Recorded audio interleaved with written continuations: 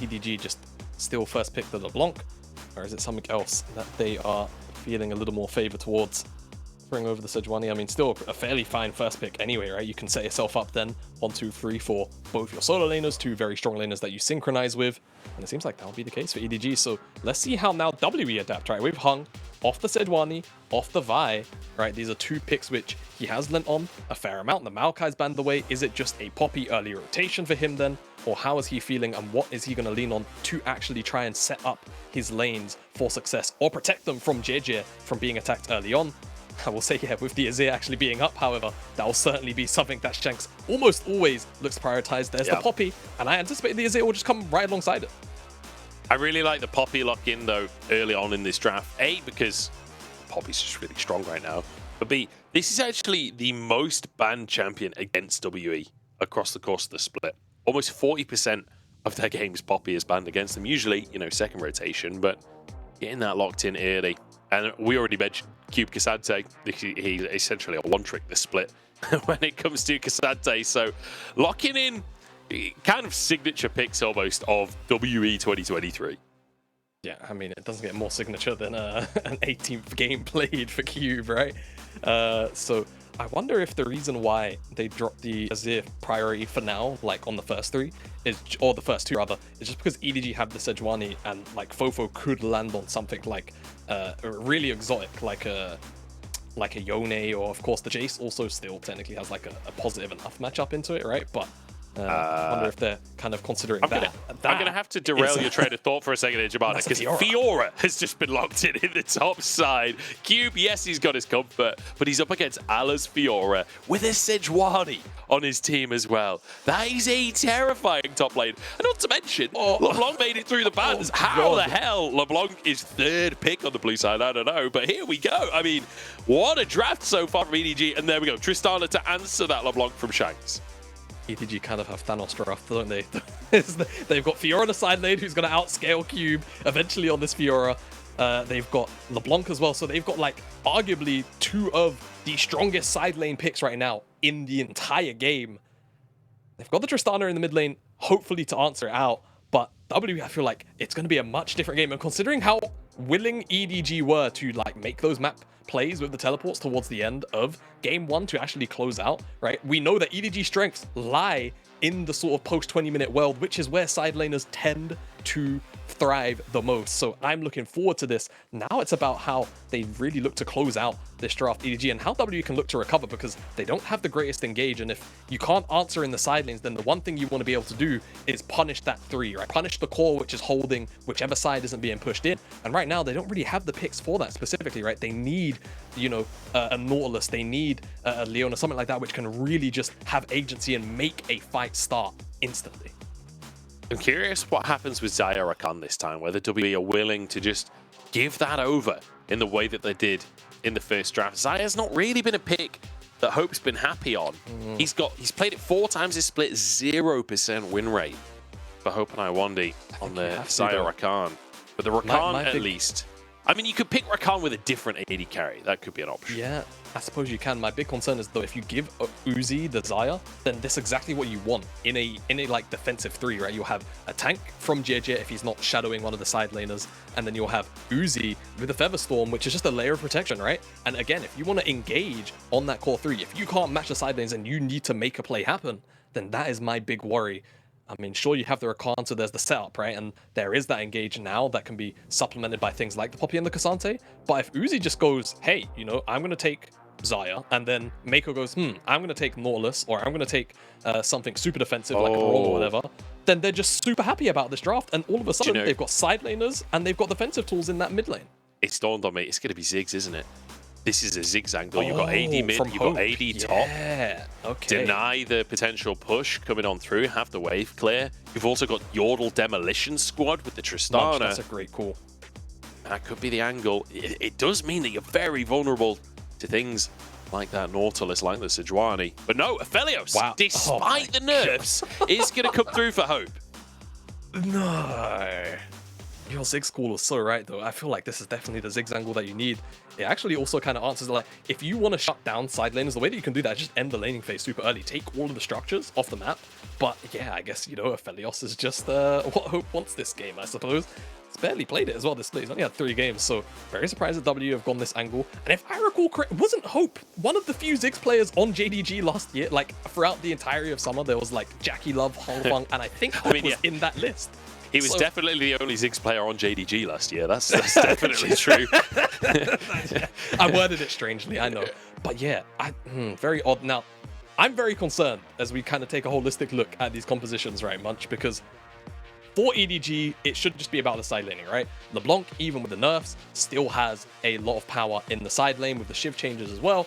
You can take the Materializer, and you can basically make the backline still die to that shift proc, regardless of the AP nerfs that have hit the static shift. So that's still not going to be a problem once you get there.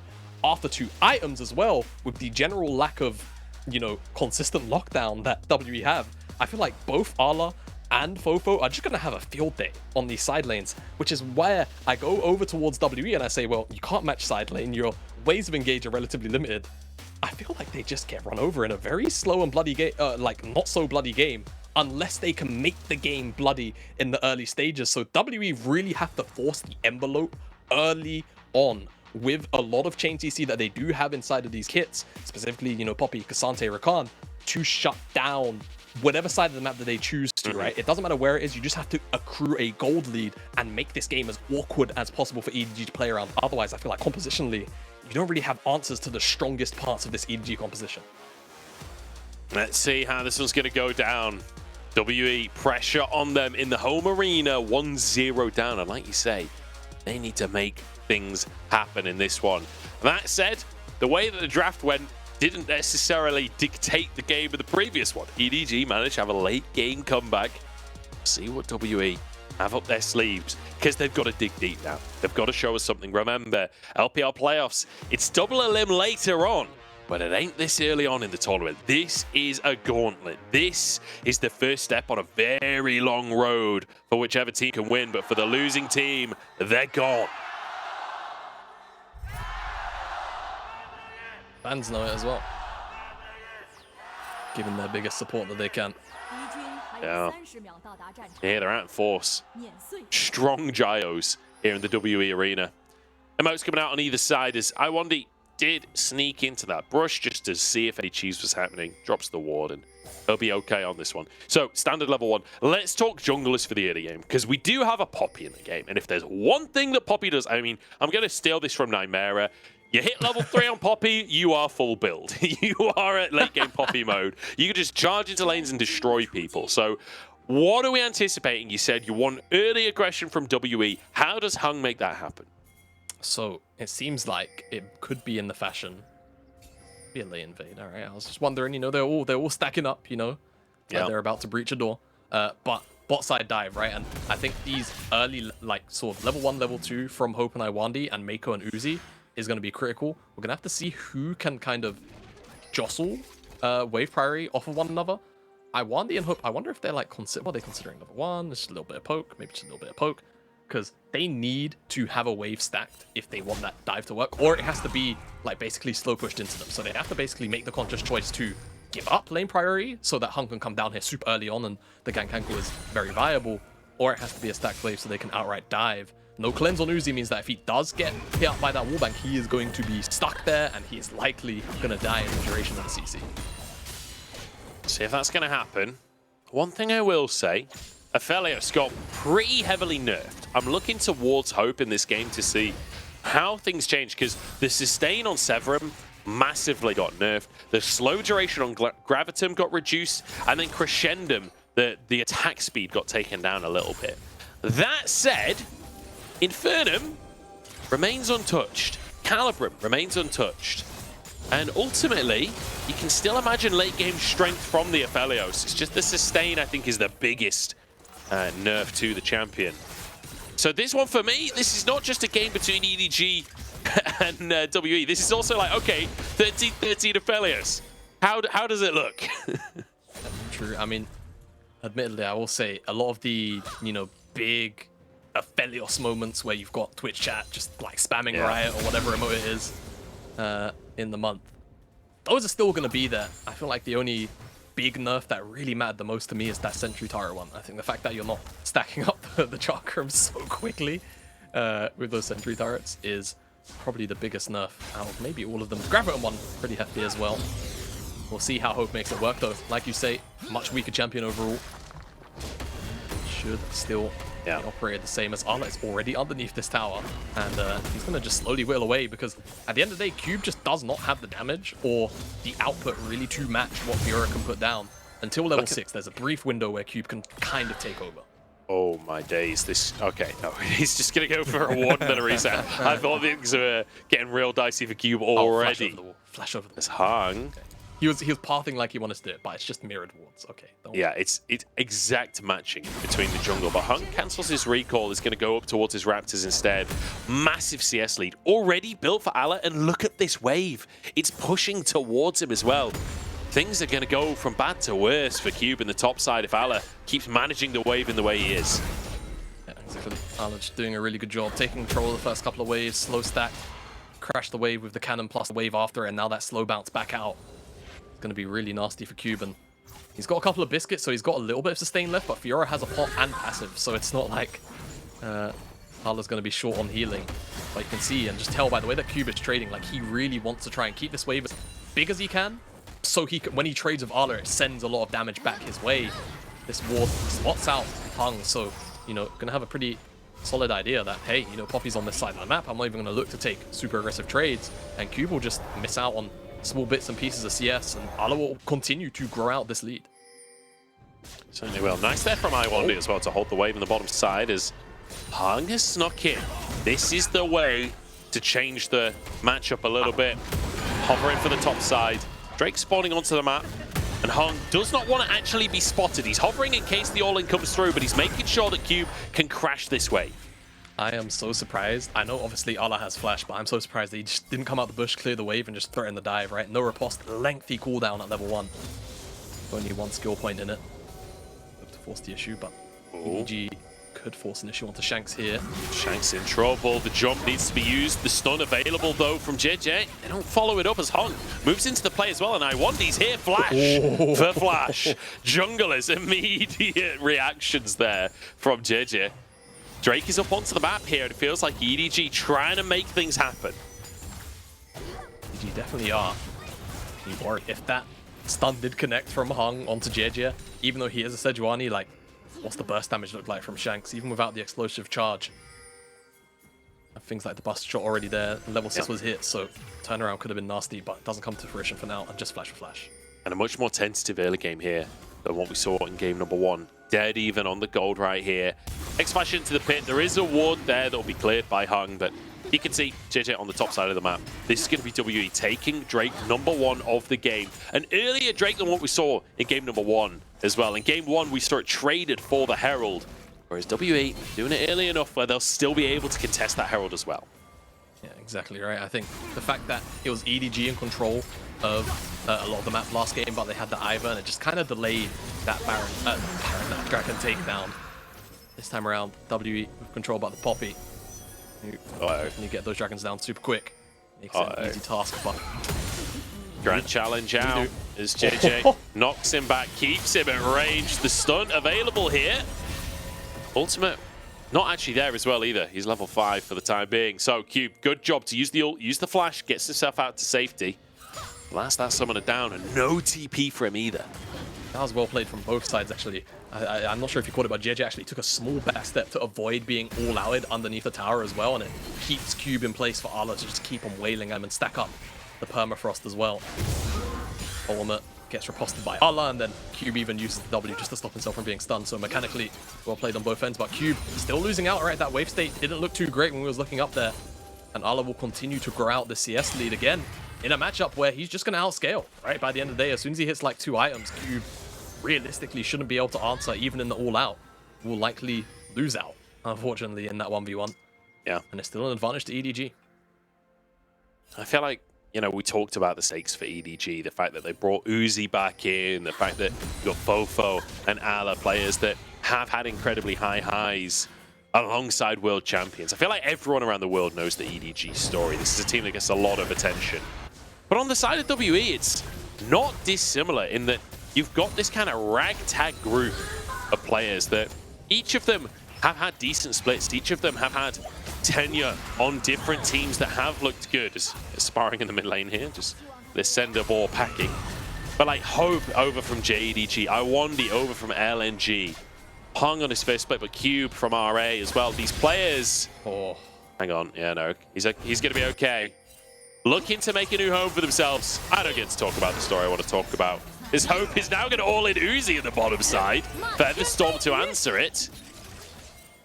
And wow, 80 carries going at it.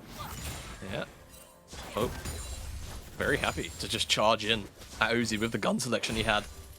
Couldn't blow a heal out of Uzi, but getting Featherstorm from Moonlight Vigil, you feel like it's probably a worthwhile investment if it can be punished. We'll see whether or not it is.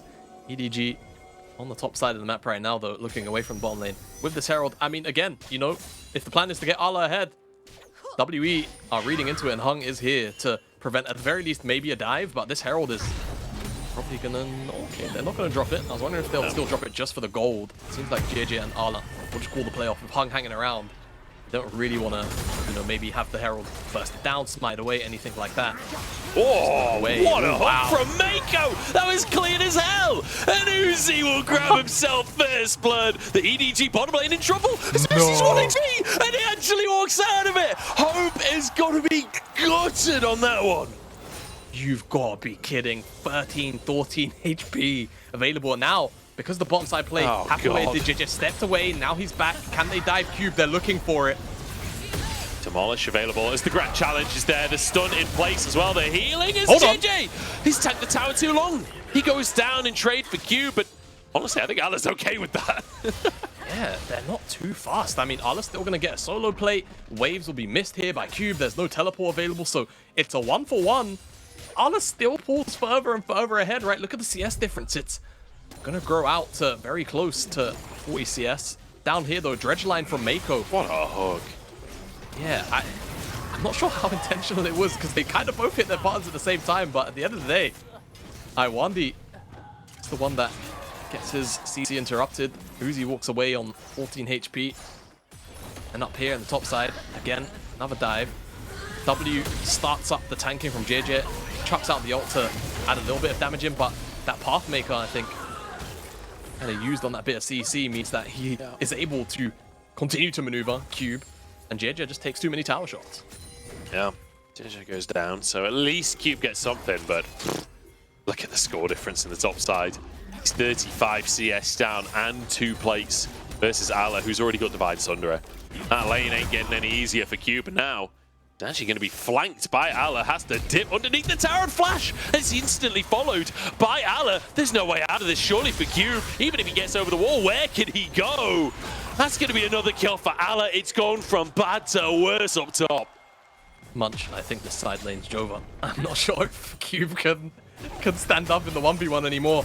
Divine Sunder already there. Mythic, it doesn't look like it's even going to be available from Cube, who will likely have to teleport if he wants to catch the wave. Maybe he just yields it entirely. I mean, it's too much gold to give over to Fiora. It's just so rough, no matter how you slice it. WE might be able to answer with a Dragon on the bottom side. That'll be their second of the game, but look what EDG are doing right now. They're putting this Herald down. They're going to get 2 plates, no, just shy. Maybe a swing, but Shanks will stop that animation from coming out. And the Dragon hasn't even actually been started up until just now from WE. So EDG can respond. They can fight. Even if they don't get the Dragon, they'll probably pick up more kills. Okay, well, they can't respond to that. See you later, JJ. So trick taken by WE. At least they, good job. They do good get job, that. WE. Yeah, I mean, just put him away. Why not? Why not? But you're absolutely right. Look, the biggest thing that has been criticized. Oh, hang on, Mako just gets to walk this one in. Okay, he's not going to start the fight. He's just going to Riptide and deny the recalls on this one. Maybe random hook in the... No, okay. No. Just going to push the wave. But yeah, the early game has been the biggest point of criticism for EDG across the course of the split. If they can have early games like this where Ala is set up massively in the top side, and then they're winning 2v2 in the bottom side, they're winning in terms of Herald plays, like, this is perfect scenario. This is the EDG that was heralded. You know, true. They did have Herald, so you're not you're not far off, Joe. Hey, we're at that point in the cast already. But like, yeah, and you know what? For me, I'm just really happy to see. Oh boy, well, I'm happy to see this. he's been baited a little bit there, hasn't he? Yeah. Leave the control wards. You know, I was about up. to speak positively about Ala, and then he gets caught out. It's not even. It's like cast. What do you call a caster curse when you don't even get to cast like curse the player? What? I think that's just called watching League of Legends. I don't know if this one's about you, to be honest, Jamada. This one's more about Allah. He's going to go down. I mean, like, nice play not to hit the ward so that he then feels confident to walk up, tries to take the control ward, taken down. And then a plate for hope as well. Something positive for WE. And I want to go back to what we were talking about before, Jamada. When we came out of the draft, you said, look, they've got this Poppy. They need a lead early. Well, WE finally finding somewhere where they can have some kind of advantage with Hope getting that kill. Exactly. That feels nice. Right, and there was a shutdown too, right? So that kill, I think it was a 200 gold shutdown on Ala. It's almost worth 2 kills, effectively. So whatever lead that Uzi did have has been closed up and even likely opened up in favor of Hope. There's the red buff transfer. Goes a little bit right there on the side of our screens. But it's both teams right now with their bottom laners on the top side of the map.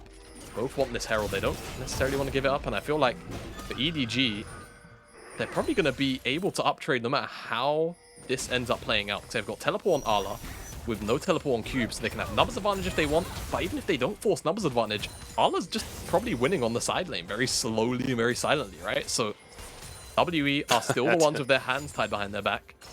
Definitely slowly. I don't know about silently. Ala, a very vocal player that's very willing to sling out some words in interviews, to say the very least. But you're absolutely right. He's dominating in the side lane. 40 CS lead, 2 kills. He's already got a Tiamat on top of the Sunderer as well. Like, the thing is, like, you said it in the draft, Jamada. Like, it's not even like this matchup gets good for Cassante. Fiora outscales as well. Like, I'm really struggling to see how WE find a win in the side lanes. I feel like we need to see them do something magical. Maybe the Dragons. Maybe that's their way into the game. It could be. I mean, you know, my big thing is that we speak about WE having HYCAN and Shank as kind of like these facilitator players, right? These are the guys that really make things happen. But Poppy is probably going to be mildly difficult to navigate in a game like this, right? And sure, you've got I1D to kind of back you up in maybe if you're looking for dives, etc. But I feel like the way that some of these teamfights are going to play out, he's going to be more looking defensively as opposed to actually setting up plays, right? He's looking more for kind of turnarounds. And Shanks is on a true just straight up dash dealer, right? Inside of this Tristana.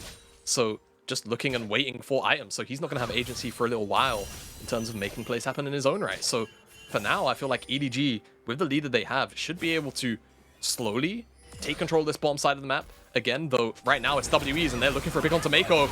Okay, these are the plays we're looking for. Another kill for WE. Hun grabs the credit for that one, but pick onto Mako. 50 seconds before Drake comes up. Mako will very much be back in the play by the time the Drake is there, but at least some deep vision bought for WE. Yeah, deep vision. It's about whether or not EDG are actually capable of sweeping this out as they start to re-enter the bottom side of the map. I'm kind of curious about how they're going to look to approach it because right now WE had to take resets, right? Item completions coming through, things like that. So they likely yielded this bottom side, but I think that vision was set up relatively recently. So it seems like it will probably remain there for now. But EDG have control of the side of the map regardless of the vision. Ala's going to try and let this kind of minion die, but I think it's going to take the wave regardless.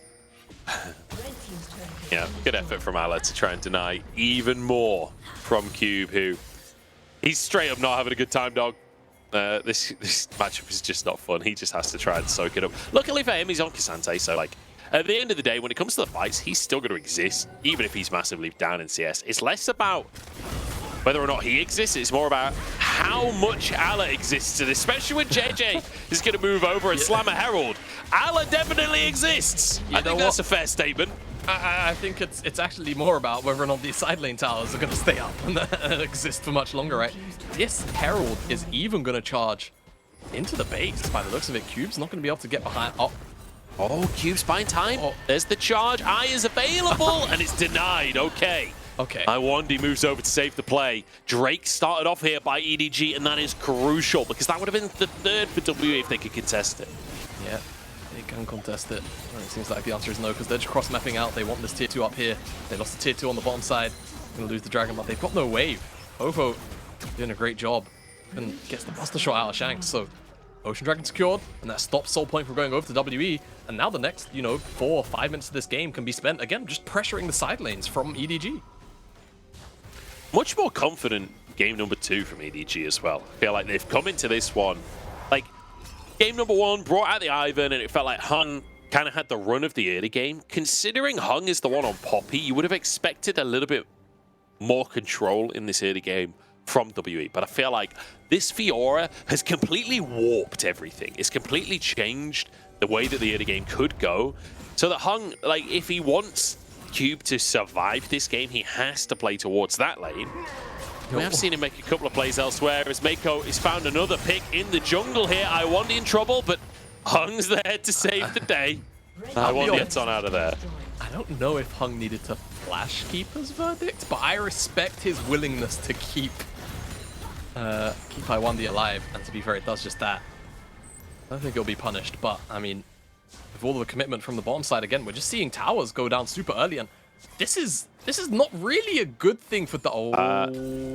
Hang on, just hope that JJ is literally behind him here. This is not the fight that you wanted to start, my friend. Hope is going to go down. Uzi takes himself a free kill there in the meantime. Fofo forced a flash, but he's fine. He got the tier 2 as well on the top side, so he's not really fussed at all in the slightest. This is brutal, Shabbat. This is absolutely so brutal. Like, how the hell do we have such a close game 1 and then EDG just destroying WE here? And again, the worst part is about how these compositions interact with one another, right? For EDG, side laning is king, and there is not going to be a realistic answer for a while for WE, and it's only really Shanks that can, at best, answer. And I think that's only maybe kind of into Ala, right? And then you still got to deal with Fofo. So, yeah, I'm concerned for WE. I'm not sure if there's really much a way in. I feel like if EDG just keep on playing the map as they are, then this game ends in maybe about 10 minutes or so. WE need to really find something to break up just the tempo of play, and yeah, it just seems like there was no information on the side of Hope to just know that JJ was standing behind him, so it's a bit unlucky, but look where his teammates are on the map right now. He is kind of just in no man's land to begin with, so just gets caught slipping.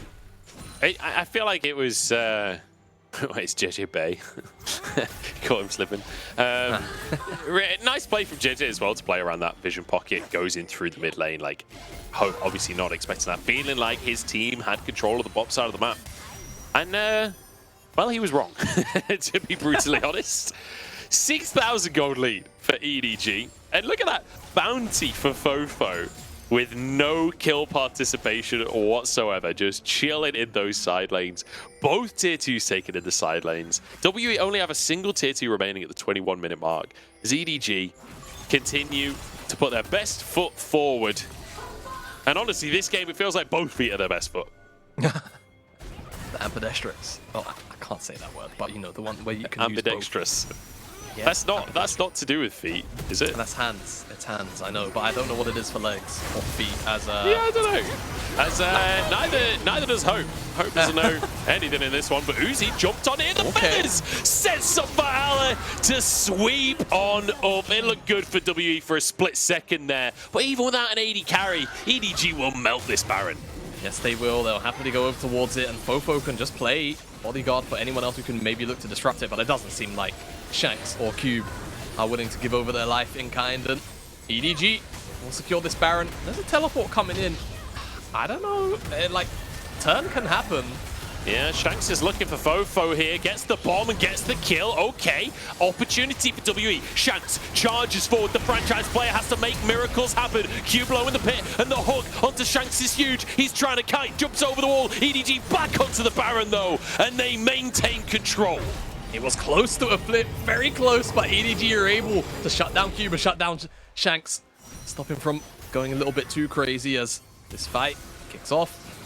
Just over vision, right? WE don't really have much information at all about what's going on. The immediate turnaround onto Hope is great, but then Uzi gets kind of one-shot here by Shanks. A lot of damage immediately coming out, but at the end of the day, the fact that the feather pullback sets up for Arla to just clean house makes that one-sided affair, which now EDG can return to the map with this advantage. Items and all. Secure this dragon very quickly. It's not going to eat into that too much of their Baron time. And then just go and siege. Again, right? Set up for a 1-3-1, set up for a 1-4, whatever it is.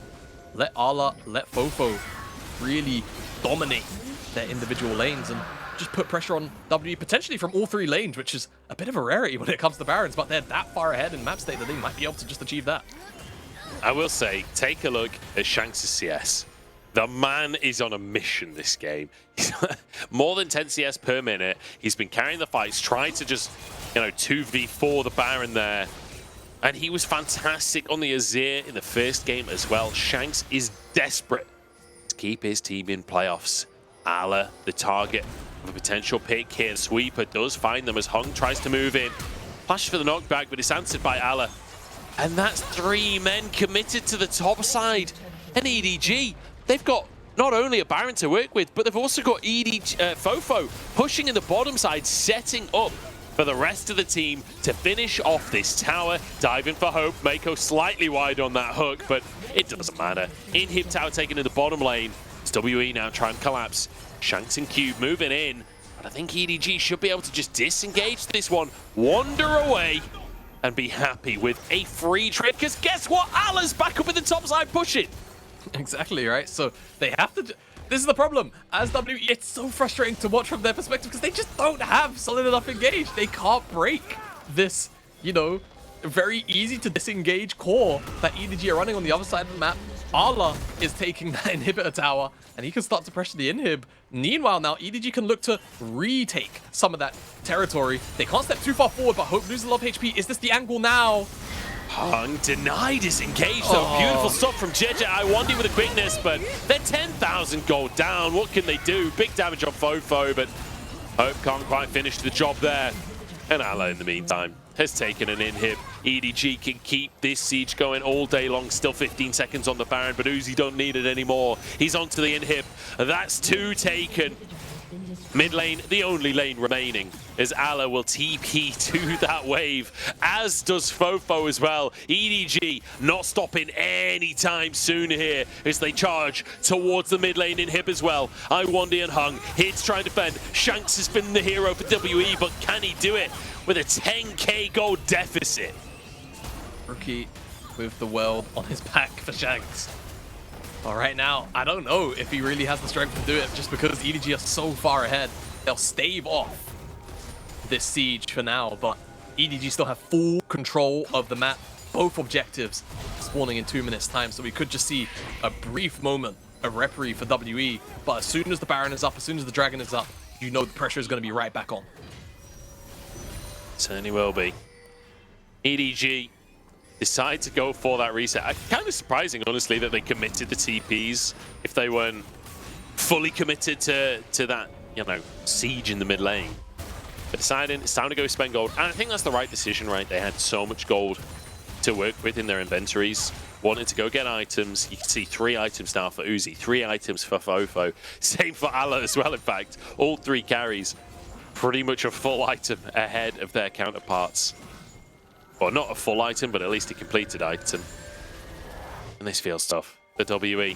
And this is one of those ones where not only is it a bit of a head scratcher in terms of the actual gameplay, but the momentum, the morale in Team WE has got to be low. After having such a huge lead in game number 1, and game number 2 is this one-sided. That's got to feel rough.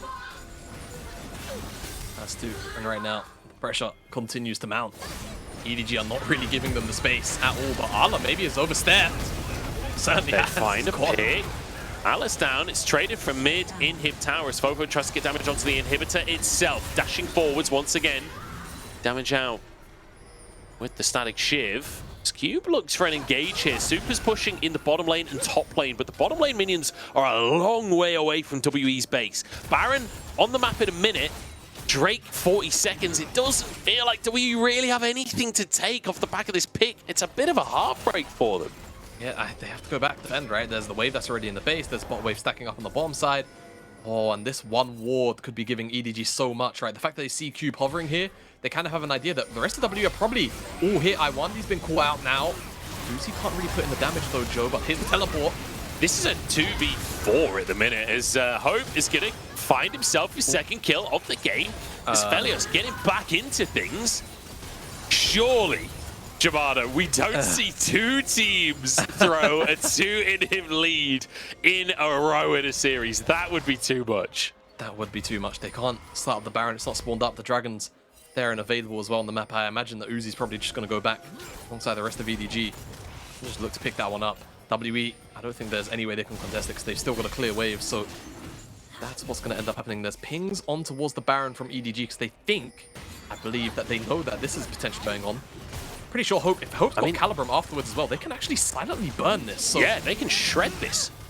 EDG are going to come over. They know that it's happening. Can they do it fast enough is the question. 6k on the Baron is WE. They should be able to finish this one off. The smite will be there. Can they get away with the play is the question. Hope trying to recall at the back bit. No, immediately flashes. Blast goes to safety. Shanks is there to get the Baron. It's a heist from WE.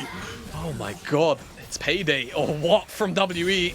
Taking that Baron off them is going to buy them so much time as well, because now it's just EDG that don't have the Baron, right? Buffing up the supers, getting the inhibitor becomes such an easier job with it. Now it's a chore, right? All of the extra Baroned up minions on the side of WE. It's just all about the extra time that can be bought, the gold as well. This is a big, big moment for WE to stall this game out and get themselves back at item parity, right? You look across the board now. The gold lead closed not too long ago. 3 items in both the carry slots of EDG and W, right? Mid and AD both sat at even items. It's more about the top jungle now, which hasn't really had, you know, crazy skirmish impact just yet. WE are kind of sat in a position where they can try to answer out if they can find a front to back or anything along those lines into EDG. We were 10,000 gold up for EDG not that long ago. That's been cut down to 5. 3 Ocean Drakes in a row, though, so EDG will have a soul to look at. 3.5 minutes. WA finding themselves a way back into this game. Like you say, 3 items on board as Shanks, 3.5. Getting close to that 4-item mark. On a Tristana, he is going to be scary. Level 17 as well. So draw the bead. He's going to have very, very long range. Ala, his target for now, forced out in the side lane. And I feel like the Tristana scaling is something we've not really talked about that much in these compositions, but Shanks really will be a terror in these fights. Yeah, he will. Seen so many times where Tristana just starts to gain so much of that extra range at the very back end of the passive that she becomes very, very oppressive to deal with.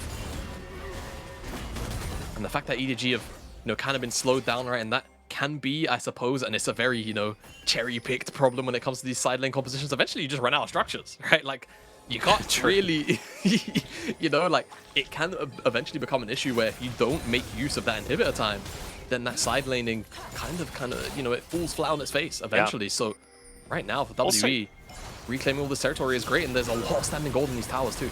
There's a ton to be taken here, and it's difficult to just win an outright fight for EDG outside of just the gold difference for them. The composition certainly favors a 5v5 in the way of WE, as that's 2 towers taken in the mid lane. The gold gap reduced now to 4,000, even lower, but denying the reset. Shanks the target. They won't be able to stop him for now. Cube tries to move up to deny Fofo this inhib and will be able to push him off. Ala resets as well on the bottom side of the map. And EDG, they lose 2 towers off of this Baron. It's a 2,500 gold swing on the Baron. That's pretty good for WE. Yeah, not bad. Extra 1,000 gold on top of the Baron. Again, it's just about getting those small increments back, right? Ensuring that you're no longer trailing a full item into EDG. The crucial thing is Shanks as well. He's been sat on that last Whisper component for a while, so I have to imagine he's very, very close to that Lord Doms. And that's going to help him. You know, it's going to help him cut through JJ, cut through Mako. Those are members that he's realistically going to be hitting a lot of the time. And we've seen what kind of damage he can put out onto Uzi, so we know he is spiked and ready. Just about being able to flex his muscles in those moments. And this extra tower is probably going to get him across that finish line of that Lord Doms that we were just talking about. Yeah, we were talking about standing gold. Shanks just picks that one up for free. Okay, EDG, right. Let's get both of the solo laners, and instead of solo laners, we'll make them duo laners. Send both of them to the top side, but WE are here to defend. Managed to keep that inhibitor alive for now. Hope has to move to the mid lane with Shanks to clear these minions. Holding on for now, 50 seconds until Drake comes up onto the map. Jamada, I feel like this is where EDG could finish things out if they can get Soul. This game is gonna, this next fight at that dragon is probably gonna make or break the game. I feel like if EDG gets Soul, that should just about be critical mass, but if WE can deny it, I think it kind of enables them to take control of the top side of the map, right? That's the big problem then for EDG. If members like Iwandi are still alive to put down the vision. But right now, EDG, I like this creativity, keeping both these solo laners on the same side of the map. They both got teleport, right? And what you're trying to basically enable is pressure on the top side so that people have to answer out. The thing is, W are just going to do the exact same thing. They're going to match Shanks up here, and actually now Ala's in trouble. Ala's the target here. Fofo dips back out of the play into the GA already. Fofo doesn't do any damage as Ala might just go down here. The bomb onto his head. Riposte comes out, but it's not going to be enough, and Shanks has so much damage to burn through the health bars. In the meantime, WE trying to contest for the Drake. It's 3v3 here. Both AD carries in a strong spot as the quickness comes on out, but Iwandi doesn't have the health bar. Shanks on the flank. They got Uzi. Uzi that's been found. 2 games in a row. It's a 2 inhib advantage. And 2 games in a row, we have a comeback. But can WE actually finish this off? Fofo split pushing on the top side as Cube moves up to defend the inhib. The rest of WE has to try and end. Cube has to stop the base. He can't let Fofo get back. They've got a wave. WE can turn this one around. The teleport's coming out. Can Cube get there in time? I think he's too far away.